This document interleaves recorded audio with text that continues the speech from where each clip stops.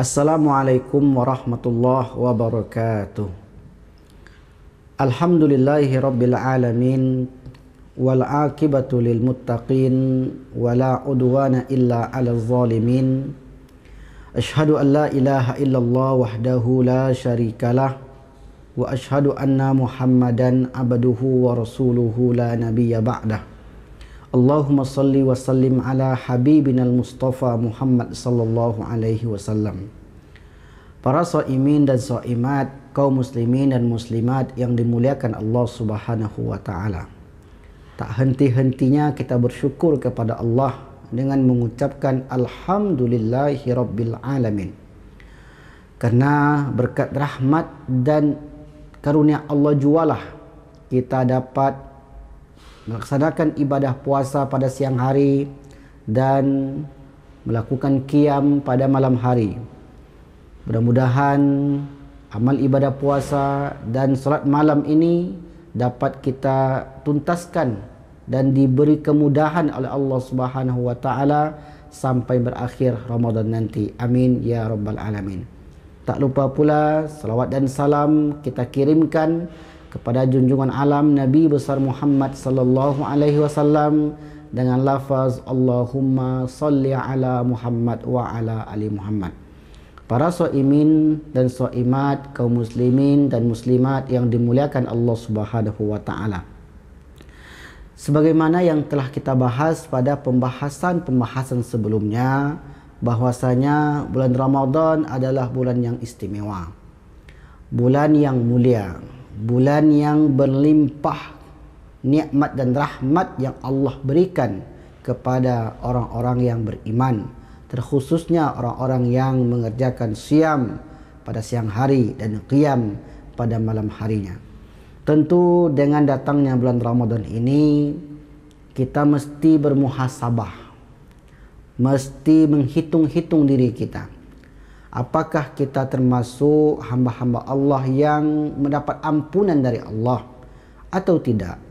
Kenapa demikian? Karena bisa jadi ada orang-orang yang melaksanakan ibadah puasa namun nilai puasanya tidak diterima oleh Allah. Puasanya hanya menahan rasa lapar dan haus belaka. Kita tak ingin amal kita menjadi sia-sia. Karena amal inilah kelak di akhirat kita banggakan di hadapan Allah Subhanahu wa taala. Dalam salah satu riwayat yang bersumber dari Abu Hurairah menceritakan bahwasanya ketika Rasulullah naik mimbar, raqiyal mimbara, Rasulullah naik mimbar, faqala, lalu kemudian ketika beliau berjalan melangkah satu persatu dari anak tangga tersebut dilewati, beliau berkata, amin, amin, amin. 3 kali, amin, amin, dan amin. Faqila lahu, lalu kemudian setelah Rasulullah selesai menyampaikan khutbah, dikatakan kepadanya, ya Rasulullah, wahai Rasulullah. Ini konteksnya salah seorang sahabat yang bertanya kepada Rasulullah. Faqila lahu ya Rasulullah, wahai Rasulullah, ma kunta tasna'u hadza. Apa yang kau lakukan tadi ya Rasulullah? Apa yang kau buat? Kata Rasulullah, faqala, beliau bersabda, qala li Jibril. Jibril berkata kepadaku. Jadi ketika Rasulullah mengatakan amin, amin, amin, ternyata ketika itu Jibril sedang berkata atau menyampaikan informasi kepada baginda Rasulullah SAW. Apa informasi itu? Ada 3 yang disampaikan oleh Jibril, sehingga Rasulullah setiap kali informasi disampaikan maka beliau katakan amin. Setiap kali menyampaikan informasi amin sampai 3 kali, maka 3 kali pula Rasulullah mengatakan amin. Informasi yang pertama yang disampaikan oleh Jibril ialah arghamallahu anfa abdin au ba'uda.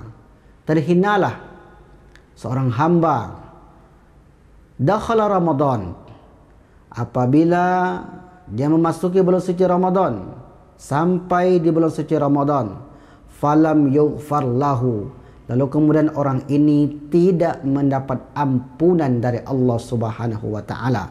Fakultu, lalu kemudian Rasulullah menjawab setelah disampaikan informasi itu, amin. Kata Rasulullah, amin.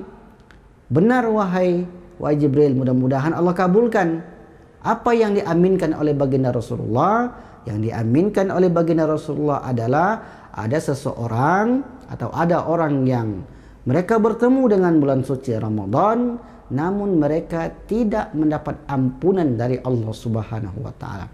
Nah, tentu di sini kita berpikir, apa sebab sehingga orang ini tidak mendapat ampunan? Padahal dalam riwayat lain disebutkan, man shoma ramadanan imanan wa ihtisaban ghufira lahu ma taqaddama min dzambihi.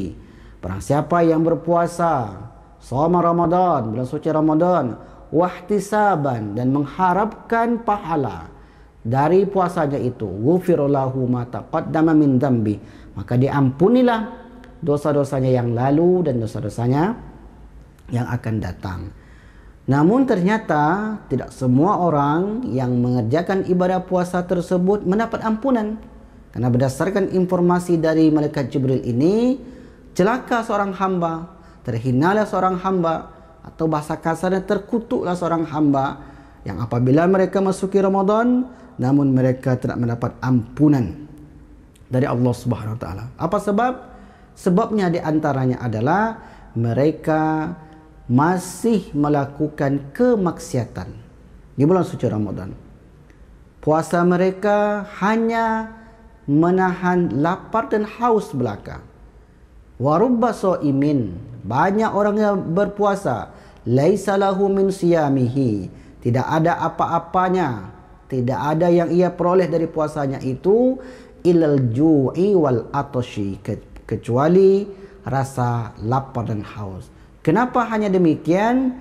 Karena ternyata di bulan suci Ramadan masih saja bersaksi atau memberikan kesaksian palsu, bersumpah palsu. Rasul katakan Allah tidak butuh dengan makan atau minuman yang ia tinggalkan selama tidak meninggalkan perkataan dusta atau bersaksi dengan kesaksian yang dusta. Apabila seseorang berdusta di bulan suci Ramadan, bersaksi atas kesaksian yang palsu, kemudian melakukan kemaksiatan, kesyirikan dan dosa-dosa lainnya, maka mereka itu termasuklah orang-orang yang tidak mendapat ampunan dari Allah Subhanahu wa taala. Itu yang pertama. Kemudian amin yang kedua, kata baginda Rasulullah, summa qala, lalu kemudian Jibril pun berkata, raghima anfu abadin au ba'uda, terhinalah seorang hamba, celakalah seorang hamba, adraka walidayhi, dia mendapati orang tuanya ketika bulan suci Ramadan, au ahaduhuma, atau salah satu dari keduanya itu, lam yudkhilhul jannata, tidak menyebabkan mereka itu masuk surga. Maknanya ada orang yang sudah menginjak usia remaja ataupun sudah dewasa, lalu kemudian orang tuanya masih hidup, namun mereka tidak mendapatkan surga dengan keberadaan orang tuanya itu. Kenapa? Karena mereka tidak berbakti kepada orang tuanya. Orang tua menjadi sumber ke surga. Karena disebutkan oleh baginda Rasulullah SAW, al-jannatu tahta aqdami ummahatikum. Sesungguhnya surga itu berada di telapak kaki kedua orang tua kalian.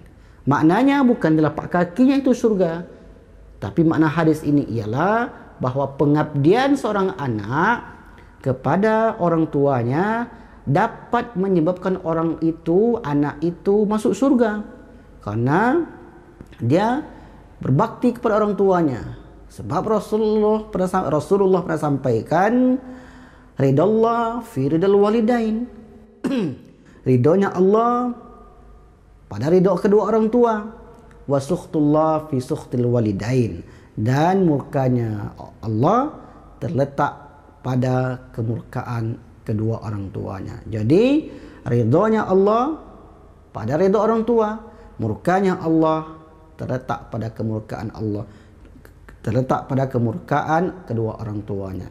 Maka banyak kita saksikan di dalam kehidupan sehari-hari, kehidupan nyata, ada orang tua yang masih hidup namun mereka tidak berbakti. Bahkan malah sebaliknya, ada anak yang memenjarakan orang tuanya, ada anak yang berkata kasar kepada orang tuanya, bahkan ada anak yang tidak baikan dengan orang tuanya, bahkan dengan mertuanya, dengan orang-orang yang berada di sekelilingnya. Maka orang ini, kata Jibril, termasuk orang yang hina, termasuk orang yang celaka, karena telah menyia-nyiakan kesempatan atau peluang dia untuk masuk surga. Kata Rasulullah, amin. Amin diaminkan oleh Rasulullah terhadap orang yang mereka mendapati orang tuanya di usia senja, namun mereka gagal untuk mendapatkan peluang masuk surga melalui kebaktian kepada kedua orang tuanya itu. Yang ketiga yang diaminkan oleh baginda Rasulullah SAW ialah summa qala raghima anfu abadin au ba'uda. Celakalah, terhinalah seorang, zukirta indahu, disebutkan namamu di sisinya, yaitu ketika disebutkan nama Rasulullah, falam yusalli alaika, namun mereka tidak bersalawat. Maknanya adalah ketika kita mendengar nama Nabi, maka kita berselawat kepada beliau. Misalnya ketika pembukaan muqaddimah suatu upacara atau ceramah, sering disampaikan oleh ustaznya atau gurunya atau kiainya, mari kita berselawat kepada baginda Rasulullah dengan selawat Allahumma salli ala Muhammad wa ala ali Muhammad. Ketika mendengarkan nama Nabi, lalu kemudian orang itu tidak berselawat, maka kata Rasulullah termasuk orang yang celaka, termasuk orang yang hina. Maka Rasulullah mengatakan, fakultu amin, amin. Jadi Bapak Ibu, kaum muslimin, muslimat, shaimin, shaimat Allah Subhanahu wa taala, inilah 3 informasi yang disampaikan oleh malaikat Jibril kepada Nabi Muhammad sallallahu alaihi wasallam. 3 informasi ini jangan sampai berlaku ke atas diri kita. Ketika kita bertemu dengan Ramadan, sejatinya kita mendapatkan ampunan dari Allah. Ketika kita mendapati orang tua kita menginjak usia senja, sejatinya itu peluang kedua untuk dapat masuk surga. Kemudian ketika disebutkan nama baginda Rasulullah, maka mari kita banyak-banyak berselawat kepada beliau. Kenapa demikian? Karena di antara syafaat yang akan diberikan oleh baginda Rasul di akhirat kelak ialah syafaat orang yang berselawat kepadanya. Dalam buku kami yang kami tulis berjudul Seri Perjalanan Akhirat, terdiri dari 5 jilid. Jilid yang keempat, yaitu jilid yang keempat berjudul Syafaat. Salah satu syafaat yang dapat menolong seseorang nanti di akhirat ialah orang yang berselawat kepada baginda Rasul. Maka jangan segan-segan, jangan sungkan-sungkan, jangan pelit untuk berselawat kepada Rasulullah Sallallahu Alaihi Wasallam. Maka inilah yang dapat kami sampaikan, mudah-mudahan bermanfaat. Wal afu minkum, wassalamualaikum warahmatullahi wabarakatuh.